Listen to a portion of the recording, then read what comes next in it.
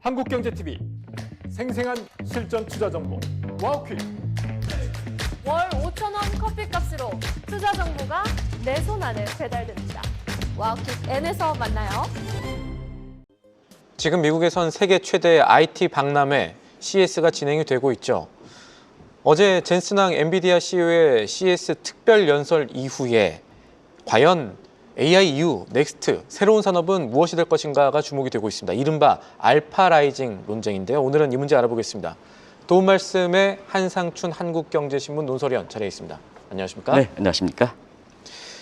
자, 위원님 오늘 먼저 뉴욕 증시 움직임 특징점 먼저 정리를 좀 해보겠습니다. 네, 글로벌 증시가 이제 지난해부터 많이 올랐죠. 예. 그래서 그것이 거품 여부와 관계없이 고가 부담이 있는 것 같아요. 이럴 때에는 향후에 대부분 다 비상장 기업이 될 거로 보이는데요. 앞으로 떠오를 알파라이징 기업 같은 거 이런 걸 주목해서 선제적으로 투자하면 상당히 많이 돈을 번다는 측면에서 우리 정부도 이재명 정부도 이번 올해서부터는 아시겠지만 비상장 기업에 대해서 성장 사다리 측면에서 집중적으로 육성한다 하는 측면에서 지금 정부의 정책이 집중되는 이런 상황이고요. CES가 올해는 몇 가지 특징이 있죠. IT 박람회냐? 근데 IT 박람회는 성격을 좀 바뀌어야 되지 않느냐? 그 기업체에 참여하는 면면이 IT 기업만 아니지 않느냐? 예. 복합 융합 기업이기 때문에 두 번째 측면에서는 젠슨 황 이 AI가 이제 CES에서 강하게 알파라이징 기업으로 나온 이후에 벌써 한 3년 이상 됐거든요. 산업의 라이프 사이클 보면 셔터링 현상이기 때문에 지금 AI 이후에 어떤 업종이 나올 것이냐 하는 측면이 이번 그 세미나에 참여한 사람들의 관심이 되고 있다 이렇게 됐습니다. 그리고 정책적인 측면에서 어제도 좀 말씀드렸습니다는 이번에 산업적인 측면이 정책과 결부되어 있기 때문에 트럼프 정부가 그동안 AI라든가 입장에서는 상당히 부정적 입장이어서 올해는 얼만큼 적극적으로 지원할까 하는 이 측면이 종전의 CES 박람회는 좀 다른 점이다 이렇게 보겠습니다. 그래서 그런 그 고가 부담이 오늘 미국의 증시 반영하는 거다 이렇게 보시면 됐습니다. 그래서 오늘은 다우와 나스닥 지수 간의 세그멘테이션 분절화 움직임이 한 바의 특징이다 이렇게 보겠습니다. 오늘 이상원 특파원께서 잘 전해주셨습니다. 결국 다우지수 지수는 석유업체 비중이 상당히 높거든요. 그래서 개발은 석유업체가 되는데 이익은 누가 한서 가질 것이냐 하는 측면에 소위 국가 자본주의 논쟁 때문에 결국 좀 다우존스 지수가 주가가 비교적 좀 많이 떨어지는 요인으로 작용했다. 이 요인은 이상원 특파원이 잘 전해주셔서 간단히 줄이고요. 나스닥 지수 같은 경우에는 역시 CES의 영향력 이것 때문에 오늘 장마팔에 주가가 떨어졌다 하더라도 또 어제 오는 마이크론이라든가 이런 반도체 주가가 차익 실현 때문에 떨어졌다 하더라도 상승세를 유지했다 이렇게 보겠습니다. 그리고 어제 한국 증시도 한번 접해봐야죠. 저희들도 3거래일 연속 300포인트 올라가기 때문에 사실 향후에 전망과 관계없이 단기 급등에 따른 차익 매물이 나올 것이다 하는 이런 쪽이었습니다는 어제 변동성 컸죠. 뭐 이렇게 많이 올라가다가 떨어지다가 하락세로다가 장마판에 25포인트 상승으로 됐는데요. 외국인들은 역시 1조 원 이상 올라가는 과정에서 삼성전자라든가 SK 같은 이런 집중을 집중적으로 사들고요. 어제 코스피 지수를 끌어올린 데에는 지금 CES 세미나에서 정의선 그 의장께서 굉장히 주목받고 있는데요. 현대차도 과세돼서 어제 코스피 지수가 사실 차익 매매라면 하락세도 나오지 않겠느냐 이렇게 많이들 봤습니다는 25포인트 상승세로 끝났다 이렇게 보겠습니다. 지금 한창 진행되는 2026년 CES는 두 가지 측면입니다. 산업에 있어서는 왜 IT만 하면 안 되냐 하면 앞서 말씀드린 같이 AI라든가 그 다음에 사실 그 IT 업종 같은 이런 쪽에 로봇이라든가 롱게비트 같은 장수라든가 그리고 뉴프론티어 같은 이런 새로운 산업들이 많이 참여하는 양상이 종전과 다른 점이다 하는 걸 말씀드리고 그 다음에 특별히 한국 기업들이 많이 주목을 받는다.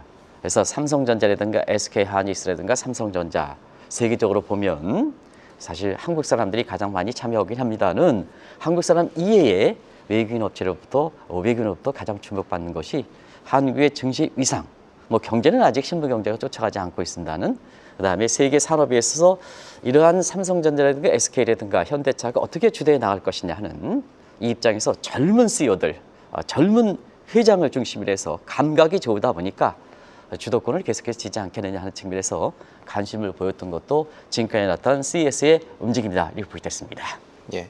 CES를 단순하게 IT 박람회로 인식하면 안 된다. 좋은 지적이시고요. 그리고 오늘 국제경제 읽기 시간에 던진 화두가 알파라이징 산업 논쟁이 있다. 이렇게 말씀하셨는데 AI의 뒤를 이은 알파라이징 산업에 대한 개념부터 저희가 좀 정리를 하면 좋을 것 같습니다. 네, CES 왜 참여하느냐? 예.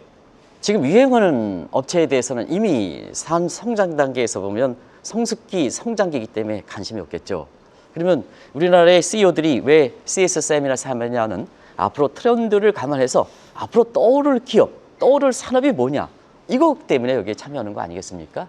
그래서 앞으로 떠오르는 산업이다 하는 측면에서 알파라이징 인더스트리, 과거에 SK그룹에서 이 알파라이징 이 용어를 사용한 적이 있습니다. 예. 그 용어는 한국경제TV에서 제시한 겁니다. 그래서 알파라이징 인더스트리라는 건 뭐냐 하면 우리가 산업 분류에서 1차, 2차, 3차를 콜린 크라이커의 산업 분류입니다. 그래서 대부분 다 경제학 책에서는 콜린 크라이커의 산업 분류로 나오고 있습니다. 근데 그 산업 분류 이외의 종목이다, 업종이다 하니까 플러스 알파다는 개념에서 알파가 붙이고 그다음에 지금보다도 앞으로 떠오를 기업이다 하는 측면에서 라이징이다 이런 표현을 쓰겠습니다. 그래서 알파라이징 인더스트리, 지금의 성숙하는 유행하는 기업보다도 앞으로 떠오를 기업들이 뭐냐, 산업이 뭐냐 하는 측면에서 아마 증시적 측면에서는 포스 무브에 해당되겠습니다. 예. 포스 무브들은 대부분 다 알파라이징 인더스트리에 속하는 기업들입니다. 그래서 지금을 상품 개발하면 지금 상품 코스를 들여하는 것은 향후에 3에서 5년 후에 수익이 나는 걸 생각하는 거 아니겠습니까? 자, 지금 국가 자본주의 측면에서 미국의 쉐브론이든가 산업개발에 지금 비용은 들어가죠. 근데 앞으로 이제 이익이 나오면 이걸 어떻게 가져갈 것이냐는 측면에서 트럼프 정부와 내가 베네수엘라에 장악시켜 놨으니까 니네들이 들어오면 돈은 좀 내놔야 되지 않느냐. 이게 이제 이익 배분이죠. 이런 측면에서 향후에 이익적인 측면을 쓰게 될 것이냐. 똑같은 논쟁이죠. 그런 측면에서 사실은 알파라이징 종목 같은 경우는 선제 투자할 때는 확실히 대박을 친다. 우리가 AI 기업이라든가 이런 측면에서 확실하게 선제 투자했다면 대박이 났겠죠. 과거에 2017년에 팡스라고 해서 이런 그 팡스가 미리 투자했으면 굉장히 돈을 많이 버셨겠죠. 이렇게 물론 결과론이지만 그러나 그걸 선제적인 측면에서 오늘 방송을 통해서 AI 이후에 떠오를 기업이 뭐냐 시청자부터 관심이 많을 겁니다.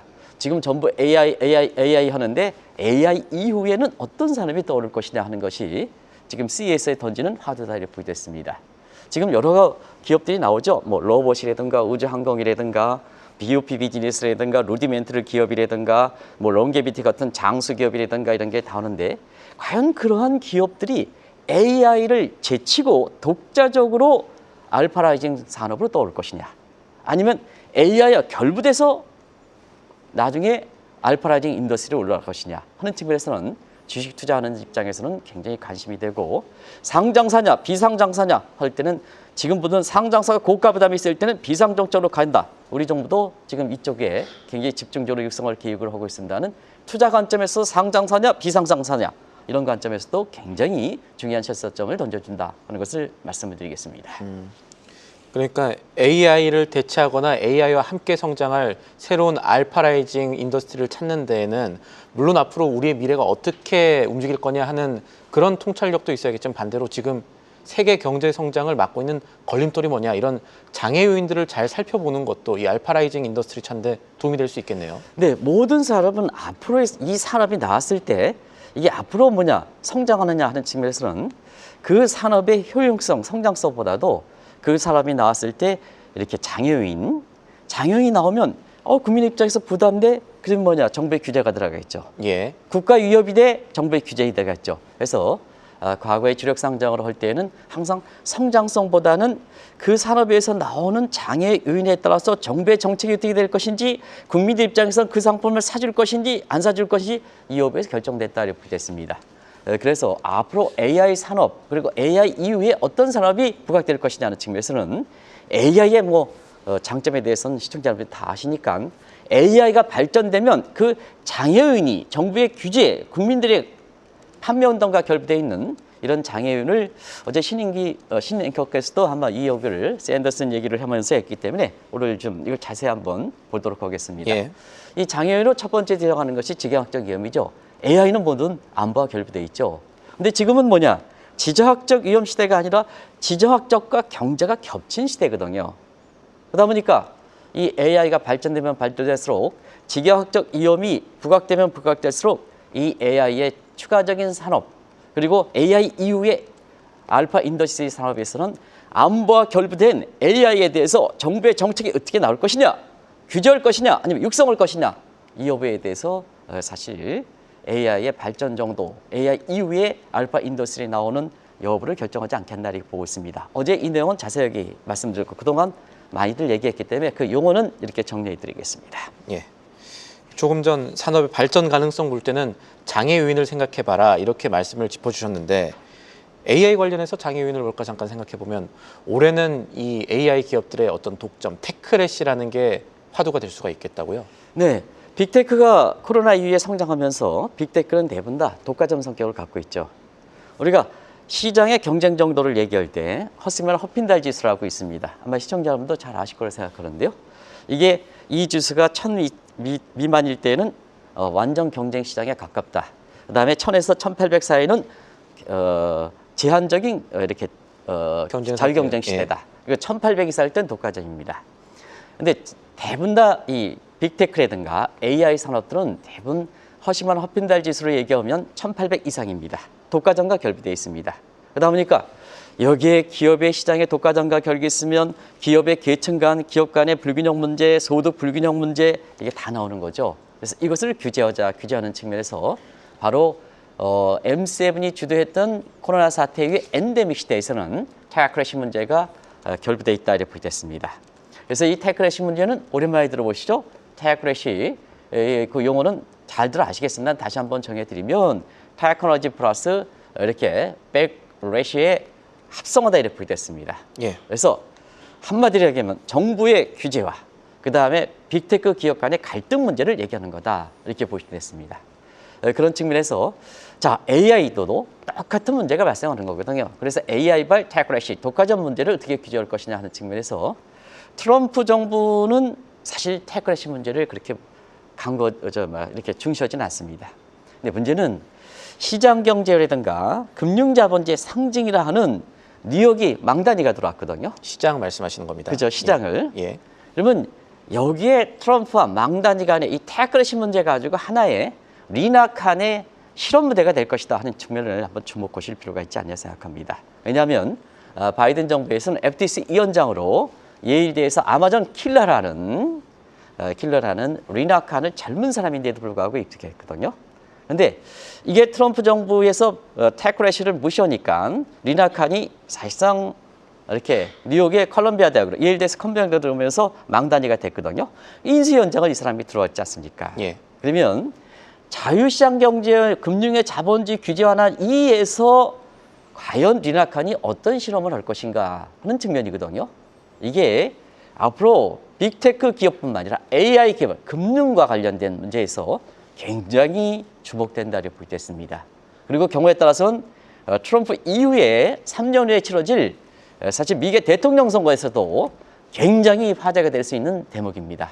그래서 트럼프가 망단위 간의 격돌은 이미 다들 알려져 있습니다는 산업정책 측면 AI와 관련해서 리나칸의 신업이 어떤 결과를 도출할 것이냐 하는 측면이 중간 선거는 좀 시기적으로 빠릅니다는 3년 후에 치를 차기 대선에서 민주당이냐 공화당이냐 아니면 트럼프의 재집권이냐 이 측면에서 굉장히 중요한 실험이 될 것이다 하는 것을 말씀드리겠습니다. 그만큼 AI발 테크래시 문제는 독과점 문제는 소득의 불균형 문제와 직결되고 예. 계층 간의 기업 간의 독과점 문제에 직결되기 때문에 이 문제는 굉장히 주목해서 보실 필요가 있다는 것을 말씀드리겠습니다.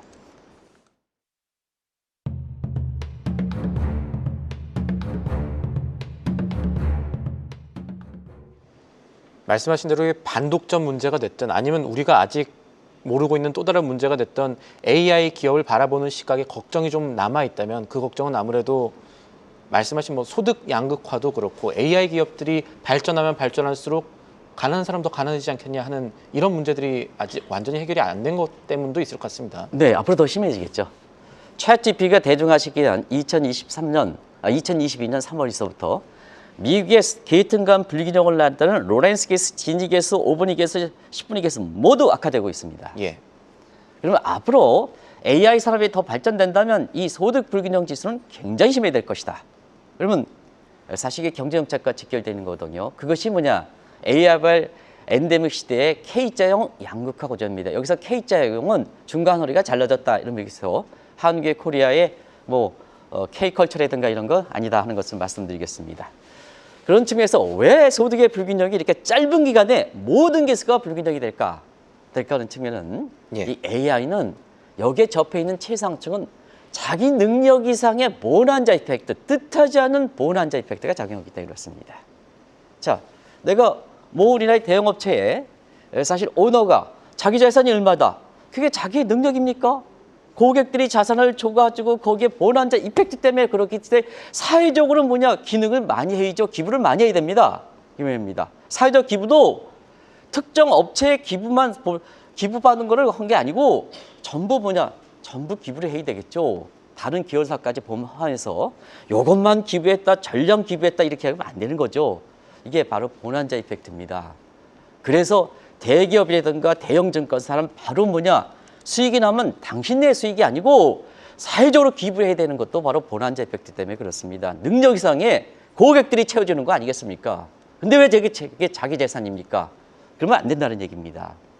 근데 반면에 최악이겠지만 스케일링 이펙트 3차가 되는 거죠. 왜냐? AI에 접촉을 못했을 때는 자기 능력이 이렇게인데도 불구하고 교육을 못 받아가지고 소득이 떨어지는 스케일링 이펙트가 작용하죠. 그것이 뭐냐? 결과적으로 그러면 밑에 있는 사람 입장에서는 야, 내 능력이냐? 아니면 사회적으로 나를 불이익을 주는 거냐?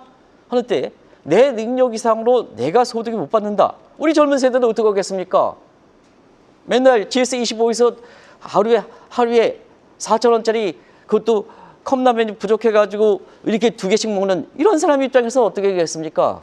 이제 보난자 이펙트인 이 고소득층에 대해서 그냥 바라볼 수는 없는 거죠. 그래서 뭐냐? 사회적으로 거리에 뛰어나가는 거죠. 이게 젠지 운동이지 않습니까? 젠지 운동. 그래서 지금 뭐냐? 이렇게 앞으로 확산되면 셰프리노스의 공생적 게임 방식으로 해야 된다 하는 측면에서 자, 오랜만에 들어보실 겁니다. 이런 문제를 하기 위해선 제3의 사회연대가 필요하다. 이게 젠지 운동, 젊은 사람의 젠지 운동 아니겠습니까? 네팔, 스리랑카, 파키스탄 전부 젠지 운동, 연대 운동. 그래서 임팩트 운동이 전개되는 겁니다. 임팩트는 뭐냐? 엠퍼시, 감정, 플러스 팩트, 사회적 연대. 이게 임팩트 운동입니다. 그래서 6차 산업혁명에 대해서는 대부분 다 엔데믹 시대에 전개될 때는 공유경제가 나오는 거죠. 공유경제. 예. 항상 뭐냐? 이재명 정부 입장에서도 특히 대통령 입장에서도 우리 밑에 사람이 능력 이상으로 굉장히 불이익을 받을 때는 그걸 국가에서 안아줘야 되지 않느냐. 국가에서 안아주면 자 대기업의 오너라든가 이런 입장에서는 좀 이득을 나더라도 더 내야 되지 않느냐. 부유세라든가 더 내야 되지 않느냐. 이런 쪽이가 우리뿐만 아니라 전 세계적으로 나오는 것도 바로 임팩트적인 측면에서 공유경제 차원에서 나오는 거다 하는 측면. 그것이 있는 사람을 두들겨 패가지고 밑에 사람을 내야 된다. 시장경제에 반한다. 이게 아니라는 얘기입니다. 예. 왜냐? 있는 사람들은 자기 능력 이상의 보난자 이펙트가 받았기 때문에 그걸 내놔야 되지 않는 장면이다 하는 것을 말씀드리겠습니다.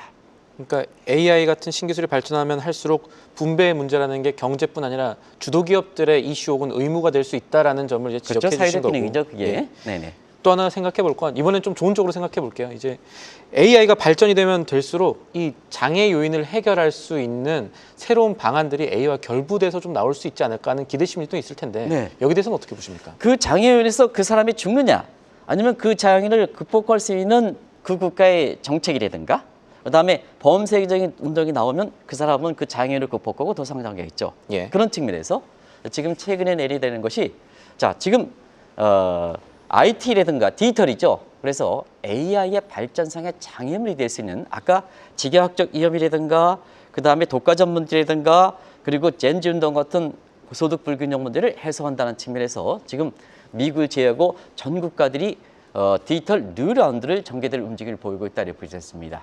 그런 과정에서 하나하나가 새로운 내용들이기 때문에 상당히 됐습니다는 디지털 경제정책 라운드는 바로 독과점 문제를 해결하는 겁니다. 예. 디지털 C가 컴페티션 라운드입니다. 경제정책 라운드다 이렇게 됐습니다.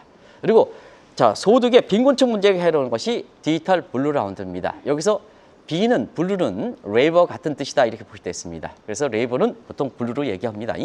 그리고 디지털 기술 라운드 해서 앞서 말씀드린 기술과 관련된 분은 디지털 테크놀로지 라운드, 테크레이션 방지 문제 이게 이제 논의될 거로 봅니다.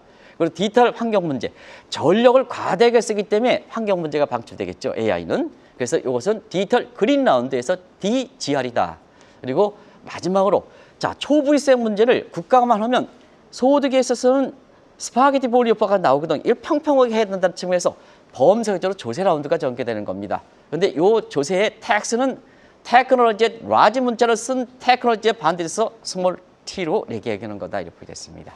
그래서 디지털 시대에 맞춰서 이런 AI 발전의 여러 가지 문제를 범세적으로 해결하자. 범세적으로 하자. 왜냐? 디지털은 앞서 말씀 2023년을 보십시오. 디지털 환경이 되니까 실리콘밸리에서 내가 런던에 출장됐다 하더라도 이 실리콘밸리에서 물려가야 돼? 그러면 거기서 뺐지 않습니까? 이런 시대이기 때문에 한국과만 얘기하면 안 된다는 얘기입니다. 그래서 범세적으로 하자. 그래서 디지털 AI 통상 시대가 전개되지 않겠느냐. 이쪽에 나오자. 근데 문제는 중요한 겁니다. 돈 노주의를 채우고 있는 미국이 트럼프가 참여할 것이냐. 트럼프 때는 참여하지 않을 거로 봅니다. 근데 트럼프 이후에는 어떻게 될 것이냐. 참여하겠죠. 그래서 앞으로 이러한 디지털의 뉴 라운드의 통상 시대 문제는 AI 발전과 관련해서 굉장히 주목해서 보실 필요가 있다는 것을 말씀을 드리겠습니다. 말씀하신 대로 AI가 이렇게 통상까지 이제 영향 끼칠 정도로 중요한 문제가 되면은 저희가 알파 인더스트리 얘기하고 있는데 한동안 AI가 왕좌를 좀 오래 가져갈지도 모르겠다는 생각이 들기도 하는데요. 아주 중요한 지적을 하셨죠. 보통 알파 라이징 기업은 과거에 보면 그때 주도했던 기업을 뛰어넘는 기업입니다. 예. 근데 우리가 이번에 CES에서 AI 이후의 알파 라이징 기업은 결국 지금 신 앵커가 지적하신 대로 AI에서 떨어질 수는 없다는 얘기입니다. 그래서 AI 산업 자체적인 뿐만 아니라 AI는 다른 산업과 융합을 통해서 앞으로 계속해서 사실 가지 않겠느냐 해서 어제 반도체 슈퍼 사이클 문제와 관련해 이게 기간이 길어지는 빅 사이클이 될 것이다. 똑같은 맥락입니다. 그러면 한번 보겠습니다. 그럼 앞으로 지금 AI 단독 기업들이 AI 자체에서 생성형, 인식형, 피지컬 AI에서 지금 시장에서는 어떤 업종이 어디에 속해 있느냐에 따라서 기업이 되고 있습니다는 앞으로는 AI가 융합된 산업이라면 자 이후에 알파라이징으로 나올 수 있는 게 로봇과 우주항공이라든가 장수라든가 루디멘터리라든가 BOP 비즈니스 다지 않습니까? 이걸 융합하는 기업들이 나오는 거죠. 그래서 뭐냐 이번 같은 경우에는 CES라든가 이런 측면에서 비상장 기업이긴 했지만 AI의 휴머노이드 로봇 기업에 해당되는 원엑셀 테크놀로직스 이런 기업들이 주목받는 게 이 기업 같은 경우에는 모두가 해당되거든요. 그래서 우리나라의 투자자들이 굉장히 현명한 것 같습니다. 그래서 지금은 이 기업에 대해서 A 파트너스랑 그다음에 M증권사가 같이 해서 이 기업을 대상으로 해서 모집을 한다 그래요. 예. 그래서 근데 굉장히 우리 시청자들도 현명하셔가지고 여기에 열풍이 있다 그러거든요. 이게 뭐냐? 세계에서 이렇게 보면 상장사가 이렇게 고가 논쟁이 있을 때는 이런 쪽에 비상장 이런 측면에서 굉장히 관심이 돼야 알파라의 선제성을 인식하고 이 선제적 투자해야 나중에 이 기업이 꽃을 필 때는 대박이 나는 거다 하는 것을 말씀을 드리겠습니다. 그것이 엔비디아라든가 지금 이렇게 다 보여줬지 않습니까? 메타라든가 다 보여줬던 그런 대목이다 하는 것을 말씀드리겠습니다. 그러니까 그런 것들을 종합하면 한의원이 보셨을 때는 AI가 가진 파급 연기라 성장성이 지금 시장이 알고 있던 것보다 더 클 수 있다. 그렇기 때문에 이런 것들이 증시에도 영향을 더 끼칠 수 있다. 이렇게 보시는 건가요? 그렇죠. 경제적 측면에서 어제 이제 우리가 신경제 그래서 증시에서는 골드락스 온다 이렇게 얘기했지 않습니까? 그래서 반복돼서 아까 자막으로 제치고 있는데요. 자, AI 산업에 대해서 지난 11월 달에 마이클 버리가 AI 거품론을 얘기했습니다.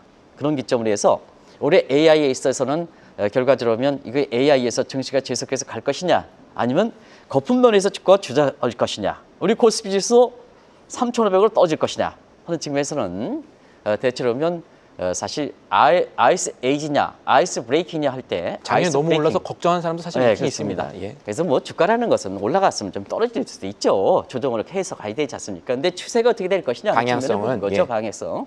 그런 측면에서는 우리가 작년에 마이클 베리가 얘기했던 벤더 파이낸싱 문제, 이거는 AI 주가의 거품 문제라든가 과잉 투자는 벤더 파이낸싱 문제는 사실상 어떻게 지금 그린슛 단계에서 흔히 나오는 얘기인데요. 산업의 발전가 흔히 나오는 얘기인데요. 이거는 뭐냐? 정부가 이 장애 요인들을 어떻게 극복할 것인지 이런 측에서 요 거품에 대해서는 격까지 치고 그다음에 가용주의 격까지 치고 하면 뼈대가 튼튼하게 자라지 않습니까? 그럼 뼈대가 튼튼하게 자라면 AI가 가을이 됐을 때는 아주 탐스러운 열매가 맺는 거거든요. 그게 아이스 브레이킹 시스템입니다. 그리고 그런 여건 측면에서 지금 통화정책 측면에서도 기준금리 내린다. 대체로 보면 올리는 국가도 있지만 전체로 내린다. 돈은 공급해준다. 그리고 정부의 AI에 대해서 정책은 대부분 다 뭐냐? 올해 예산에서 집중한다. 그러니까 이런 거품이라든가 과잉 투자는 전지 작업을 잘 지금 각국들이 해 나가고 보고 지금 이번에 CS라든가 과거 트렌드 볼 때는 향후 트렌드 볼 때는 전부 AI를 이렇게 제시하는 이 측면이기 때문에 결과적으로 마이클 버리가 얘기했던 또 비관론자가 얘기했던 그런 것은 극복하고 AI가 계속하고 AI가 결부되어 있는 알파라이징 인더스트리가 앞으로 투자 관점에서는 굉장히 주목된다. 그런 과정에서 AI 결부된 이런 원엑스 테크놀로지 같은 이런 쪽의 비상장 업체에 대해서 한번 관심을 가지실 필요가 있다는 것을 말씀드리겠습니다. 알겠습니다. 오늘 말씀 여기까지 듣도록 하죠. 도움 말씀에 한국경제신문 한상출 논설위원이었습니다. 위원님 오늘도 감사합니다. 네, 고맙습니다. 계속해서 다양한 경제 이슈를 알고 싶다면 구독과 좋아요, 알림 설정 부탁드립니다. AI 캐스터 권미정이었습니다.